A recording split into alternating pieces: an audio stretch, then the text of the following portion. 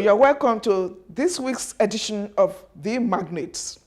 On this week's edition of the program, we have somebody who has traversed both the private and public sector, added value to a lot of businesses. Who is our magnate for the week? The background report will set the pace for us, and then, of course, we'll be back here to have an interesting conversation with her. We'll be back shortly. Hajia Maryam Abubakar hails from Auchi in Edo State, a mother of 4 children, 2 boys and 2 girls.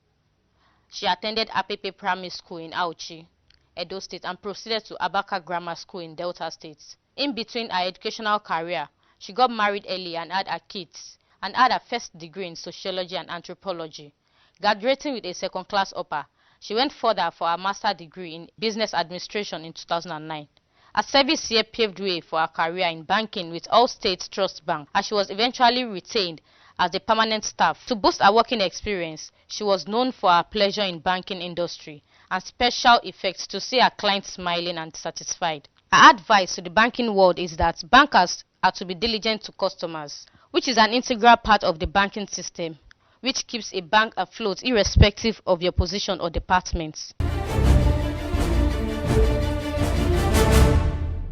Our magnate for the week is Hajia Maryam Abubakar. You're welcome to The Magnate. Thank you very much. Well, going through your CV and your profile online, I got a bit jealous, envious. Oh, a woman of my gender with such acumen. Wow. Tell us, how was it? Did you do any job even while you got married early? Well, the journey wasn't easy, but to the glory of God, we thank God where we are today. I keep telling people it wasn't a bed of roses. I got married immediately after my secondary education. For my husband, he has married a wife. He wanted me to be an housewife. But I've always known that there is something in me that drives me to want to be successful. And I keep telling my husband, I say, look, I want to go back to school. I want to go back to school. And it's like, okay, after the kids. So when I had my third child, I say, okay, I have my third child. I want to go to school now. And of course, it supported me. I went through school, my university. I came out, I did my youth service. He posted me to Anambra State. Wow. I did my camping there. I later redeployed back to Akwa Ibom because my family were in Akwa Ibom. And so I got to serve with All State Trust Bank, okay, after which they retained me. Interesting. Yes, that was the beginning of my sojourn. Let's take a look at your course of study in the university, sociology. I chose sociology because I needed to study human and the environment and the society. Okay, because when you understand what is happening in your environment, it gives you better sense of judgment of whatever behavior people put on, what may make people take some certain decisions they take. And so sociology was a course I really, really loved to do. How did you enjoy studying it? I enjoyed it. It was not just sociology. I studied sociology and anthropology. It was double earned. And of course, you know, anthropology talks about what has happened in the past, while sociology talks about what's the present. So, because you must know what has happened in the past to be able to judge what is happening today, to be able to focus what will happen tomorrow. And so that was it. Okay. Now, the question will now be, is it because you served at a bank? That's why, for the better part of your life, 10, 15 years, you were traversing from one banking sector to the other. I've always wanted to be a banker. What was driving my idea then was, oh, you see banker, they look good, they dress so well. And it was when I got in, I discovered that there is more to the outlook. Okay, it's not just about the dressing and everything. You are serving people. You are putting smile on people's face. Because for every time somebody come into the bank with a problem and I'm able to solve it, it gives me satisfaction. It gives me joy. And so, yeah, I decided to, ride on it. You see, and then in the banking industry where you served, I don't know if you were really in the core banking, but it's like you also made a mark. You left a mark in the area of customer service, human relation, and even marketing and PR. To the extent you even got several awards. You don't just come into banking and you say, oh, I'm just a cashier, or I'm front desk officer. They take you through all departments. I was in customer service, I was a cashier, I did fund transfer, I did credit before I finally moved over to marketing. Yes. What worked for you that your employers decided to say, oh, this is a rare breed, this is a brand, let's have, why? Because this is the Magnate. The essence of this program is to tap from people like you to endow those who are not, who are not there yet. What worked for you that you want to share with us? The truth of the matter is, number one, when it comes to banking, honesty is number one. Sincerity is number two. Transparency is number three for me. Because if your customers see sincerity in you, and they see you are very, very transparent, you tell them the truth, and they see you are honest, they will stick to you.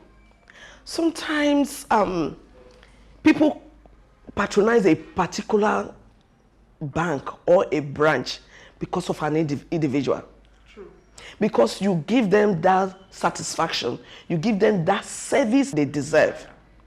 You take the business of banking to their business premises. You take business of banking to their homes. I think that is what I had that worked for me. I had passion for my work, for what I do. Mine wasn't just going after customer to collect deposit. That wasn't my style. My style, it was meeting a customer, trying to find out what you do, how can I enhance your business, I cannot support you. Yes, I cannot support you. And once a customer notices that you have empathy, you have interest in their business, of course you will be their choice. Of course they will want to do business with you. But when you go to a customer, every time you go to a customer, you want to collect deposit, the customer will tell you, look, my business is not flourishing, so where am I going to get deposit from? But when you help customer to grow his or her business, of course that is when the deposit will begin to come and you begin to smile to the bank.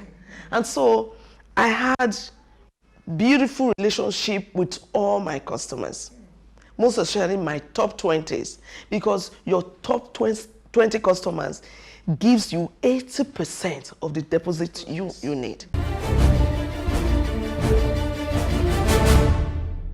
I needed the MBA to enhance my business, my banking business, because you need to continue to find out the best way and new ways, modern way of doing banking or doing businesses. And of course, I knew that I was going to go into my own business at the end eventually at the end of my banking career. Yeah. And so those are what informed my decision to take the MBA course. Let's now look at your decision to quit banking. Was it a deliberate thing, or I've had enough? I've now gathered enough knowledge for me to be able to withstand my own or run my own course, run my own business. And you didn't set up a bank. You went into oil and gas. Am I correct? Yes. Okay, so throw more light on that. No, I just felt I have gotten to the peak of my career. I know because I was regional head, South, Southeast. I was an AGM. And of course, I still have executive director to be or MD to be. But I just told myself and said, hey, enough is enough. I need to go start my business and become an employer too.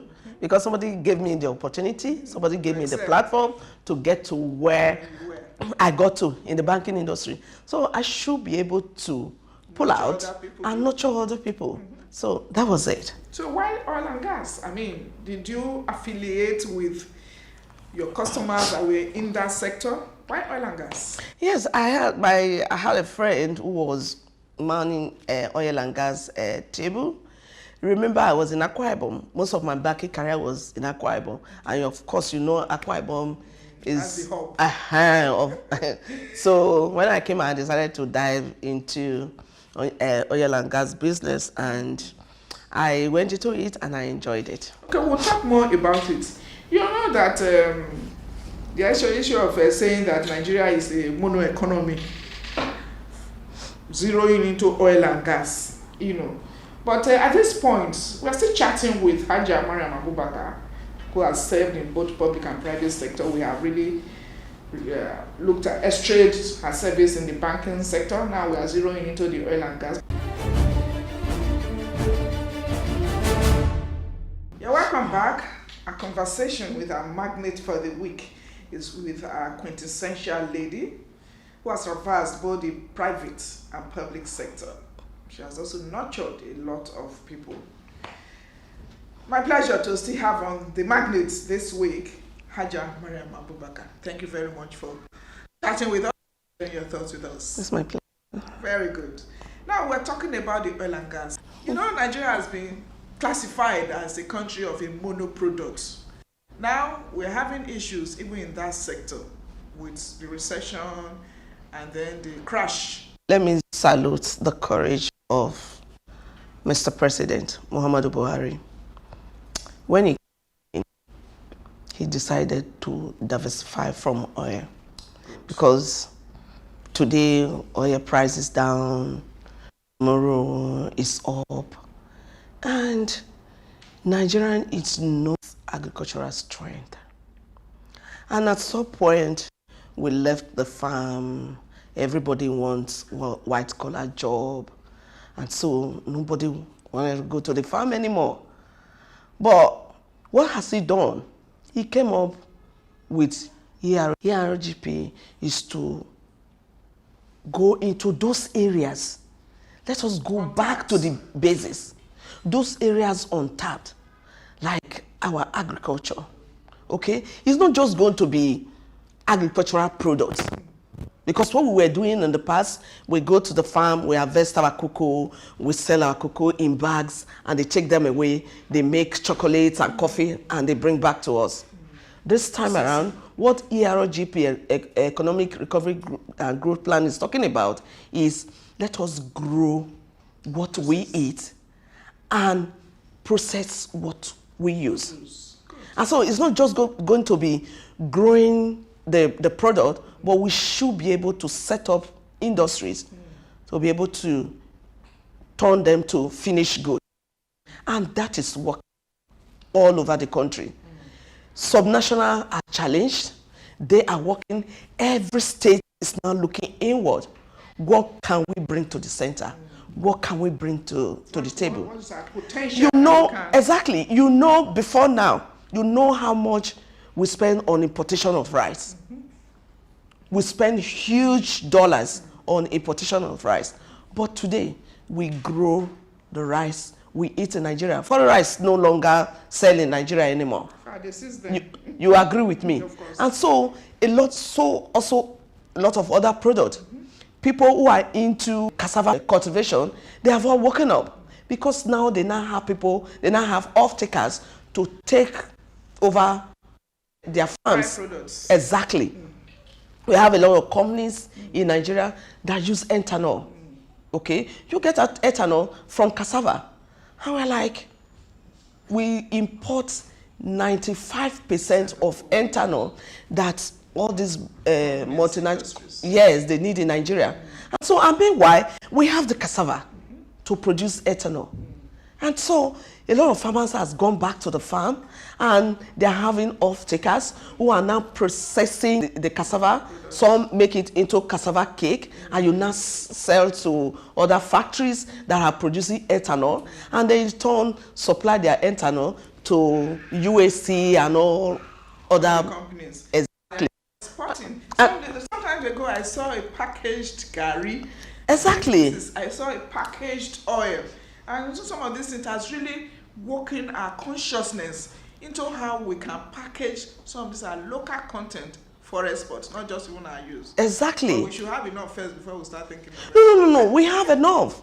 We have enough now. Because I went to the market last month. I was in Auchi. I went to the market. I wanted to buy a busy ogari. I was told a busy ogari, he said, is 2,000 naira. No! Okay.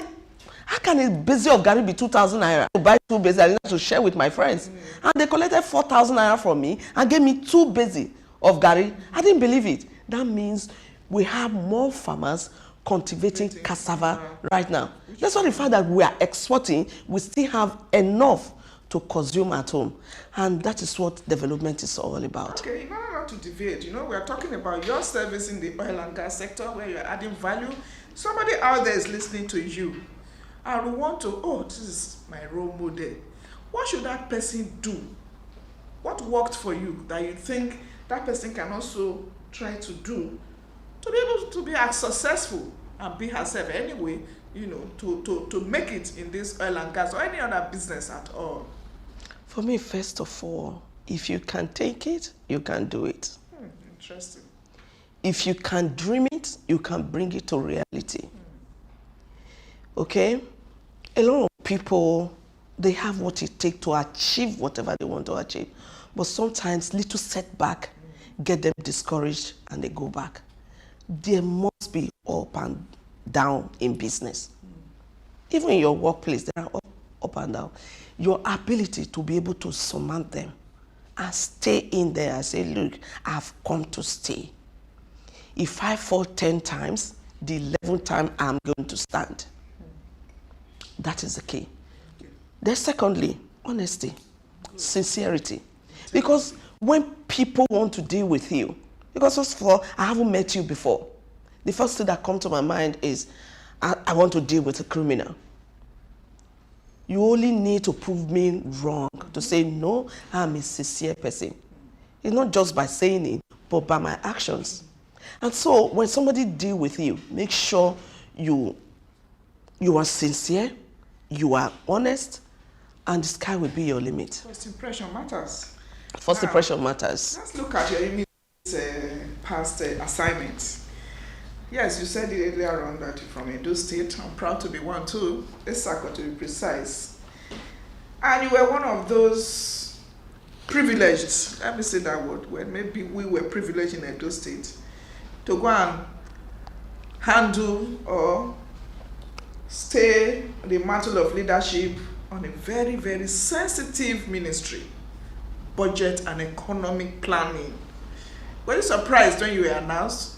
All the sectors you have traversed previously must have groomed you enough to have been able to handle that ministry. Honestly, I don't think I would have functioned well in any other ministry than budget and economic planning. Interesting. Honestly, because my training as a banker gave me the platform. Okay, I couldn't have trained as a banker, then you take me to Ministry of Education. I couldn't have trained as a banker, you take me to Works and Housing. I couldn't have trained as a banker, you take me to some other women affairs. You understand? Honestly, I enjoy working with my colleagues. I enjoy working with figures because, of course, in the banking industry, we play with. And so in budget and economic planning, you play with figures when you are preparing your budget. Budget is something very key. If you don't have a budget, you just be like swimming without any guide in the business. Yes. Not to talk of even economic planning. Tell us the importance of budgeting for a business, even for families. What's the importance of budgeting? We cannot overemphasize the importance of budgeting. Even in the nuclear family, you must budget, because if you don't budget, you end up spending on areas that are not necessary, and you leave areas that are very, very necessary, that are important. Okay? The essence of budgeting is for you to sit back and say, hey, let me take the nuclear family, for example. Husband and wife, they are home, and they have children, and, we need to pay school fees, we need to go on holiday, we need to shop for the children, we need to buy bicycle for the children, we need to buy televisions at home, we need to build house, we need to do all of this. Yes, we all have huge Once. okay? But you cannot achieve them without resources. And so the very first thing you should put together is the resources. Where am I going to get money from to achieve these numerous wants? Okay? Then you look, the wife will say, oh, I work in ministry. In a year, I should be able to put X, Y amount on the table. The husband will say, okay, I work at a company. I should be able to put X, Y on the table. The husband will further say, oh, I have a business. I need to be able to make X, Y profit to grow it from my business in a year. The wife will say, oh, I have a shop. I should be able to make X, Y profit from my shop to put on the table. The aggregation of those resources is what you planned your budget around. When you now look at your resources, you sat back again, you say, okay, these are what is available to me. How do I appropriate these resources to my initiative, to all the projects I want to do? Almost often, your resources will not be enough. Of course, definitely. What do you now do? You prioritize. Prioritize, yes. Do you understand? You now look at them as order of priority. Which one is most important? You pick that. You allocate part of the resources to it. You pick the next one. You allocate resources to it. You pick the third one. If it's at the third one, the resources get exhausted, then you can keep the other one aside until you have more resources. KIV. Exactly. That is why when we put budget together, we make provision for what we'll get for our federal receipts, what we will generate as internal generated revenue, what, of course, you know, donor partners, they assist us. Some are grants, some are loans. But for us in Edo State, we went after the grants more than the loans, because though the loans, the rates are very low, sometimes they are single digit, but we prefer the grants because the grants you don't pay back. So the aggregation of all of this is what we put together to plan our budget for the year. But sometimes more resources comes in. All projected resources will come in, and that costs us to now do Supplementary. Fantastic. We now do our supplementary budget. Interesting. A delight to chat with you. Now, let me ask you this. How was it difficult or easy to handle that ministry with the peculiarity of Edo State? I mean, beautiful state, but several ethnic groups. Oh, where is my own? Like myself now. Jagbe, we don't have road. We have been clamoring and all that. Where is our road? I'm sure it was never in your budget during your tenure.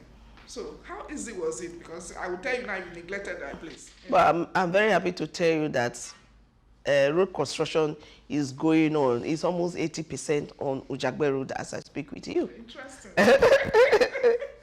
So when we plan our budget, we ensure we have 3 senatorial districts. Whatever resources that is available is shared among the 3 senatorial districts. Is further shared among local government. So in Edo State, there was no local government that was left out. And remember, in wants and needs, what is SACO? What might be priority to Isako might not be priority to Oriedo. Yes, you understand? Might not be priority to Akoko Edo. So we put all of their priorities together. That is why before we put our budgets together, we call what is called consultative forum. We don't just sit down and say, oh, we're going to do this for you. We call consultative forum, called stakeholders. Good. All around Edo State. Okay? We come back, we sit down on the round table, and we discuss. Having served the state, there's now more aspiration for maybe the federal level. So what's your next plan? Well, you still have a lot of knowledge to share for us. You see, before I joined Edo State government, I was doing business. I went into Edo State to serve my people. Oh, yes. And I thank the governor. Value. Yes, I thank the executive governor for giving me the opportunity to serve my people. And I'm very, very sure I did my best. But, but I did my best and I left Edo State clean. The final ways. Have passion for what you want to do. Don't do it because Maryam Abubakar is into it. Don't do it because one of your friends is excelling in one business. Ask yourself, what will I do with happiness? What will I do with passion? Because almost often, for you to succeed in business, the number one thing that should be at the back of your mind shouldn't be money. Thank you very much for this chat.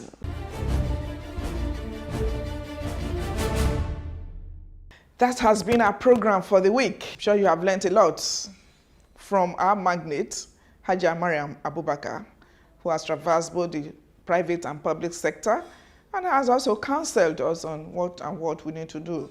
Passion, passion, passion. That's what worked for her. I'm sure it can also work for you. Who's our magnate for next week? The only way you find out is to continue to stay tuned to this program. It's been The Magnate. Join us same time next week for another edition. Bye for now.